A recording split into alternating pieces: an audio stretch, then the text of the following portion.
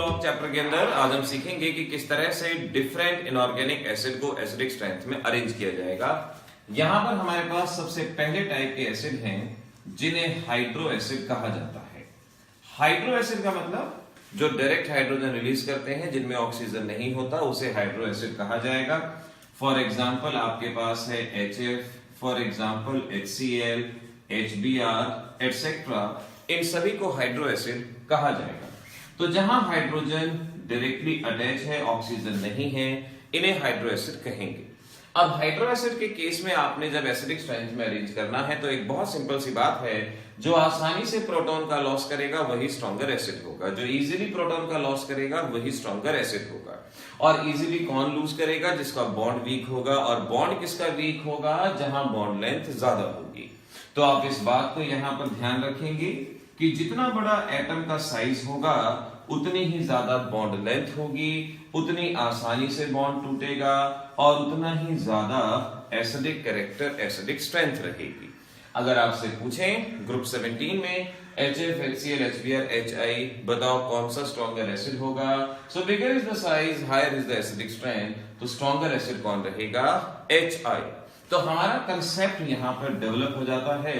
We can say size of atom is directly proportional to acidic strength। ये हमारा concept जो मैंने आपको दे दिया, यहां कंसेप्ट डेवलप हुआ।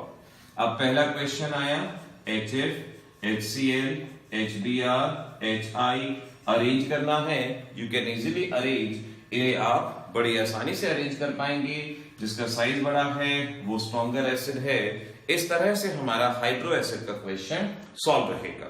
ध्यान से देखते जाइएगा इन लेक्चर्स को, लास्ट में क्वेश्चन पूछूंगा आपसे, और अगर क्वेश्चन भी सॉल्व हो गए, लेक्चर भी हो गया, और क्या तैयारी, फिर ये हमारी परफेक्ट तैयारी कहलाई जाएगी।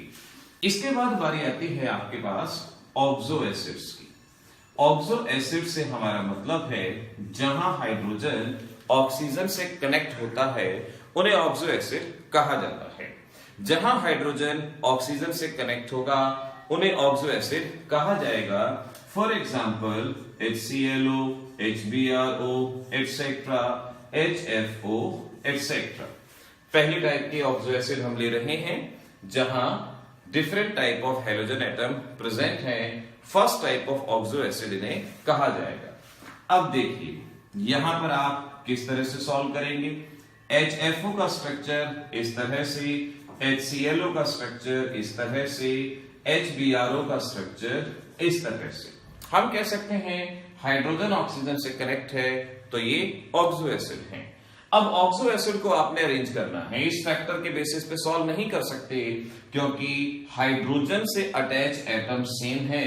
हाइड्रोजन से अटैच एटम सेम होने की वजह से साइज सेम होगा।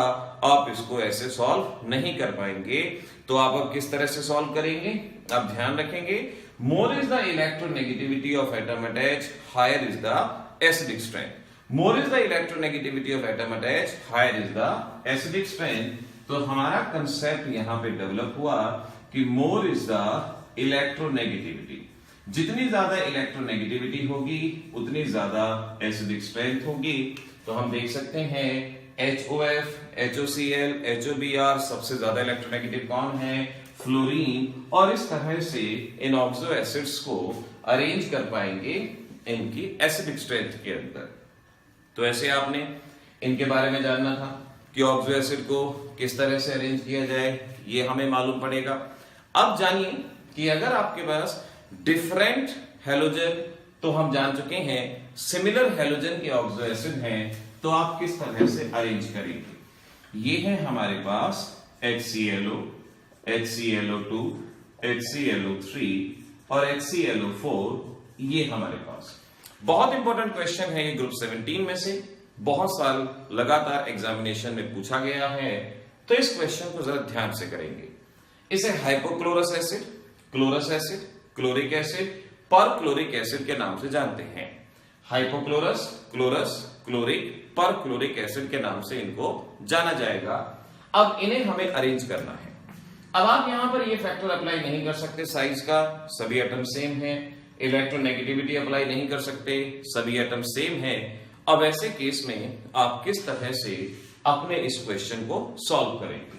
देखिए जानिए, हमारे पास HClO है, स्प्लिट होगा H पॉजिटिव ClO नेगेटिव में, HClO2 है, स्प्लिट होगा H positive ClO2 negative, HClO3 split होगा इस तरह से।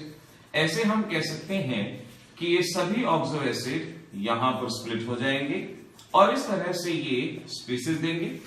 एसिड जो देता है उसे कॉन्जुगेट बेस कहा जाता है, तो ये हमें कॉन्जुगेट बेस देंगे। क्योंकि पहले दोनों फैक्टर अप्लाई नहीं हो सकते, तो अब हमारे पास एक लास्ट उम्मीद बचती है जिससे हम इसको एक्सप्लेन करने की कोशिश करेंगे। अब ये सभी के सभी H आयन का लॉस कर रहे हैं, यानी सभी के सभी एसिड हैं। अब कौन सा स्ट्रॉन्गर एसिड होगा? एक सीधी सी बात है, जहां पर कॉन्जुगेट बेस स्टेबल होता है वही ज्यादा एसिडिक होता है। More stable is the conjugate base, higher is the acidic strength. ये एक लाइन आपको हमेशा याद रखनी है, ये डायरेक्ट मल्टीपल चॉइस में भी पूछी जाती है। अब आपको यहां इनकी स्टेबिलिटी के बारे में जानना है कि इनमें से ज्यादा स्टेबल कौन होगा। तो एनायनिक स्पीसीज है, आयन है, और आयन के बारे में एक बात हमेशा जान लें, lesser is the charge more is the stability. Lesser is the charge more is the stability. Charge सभी पे सेम है। फिर अब आप ये जान लें, more the dispersal of charge higher is the stability. More the dispersal of charge higher is the stability.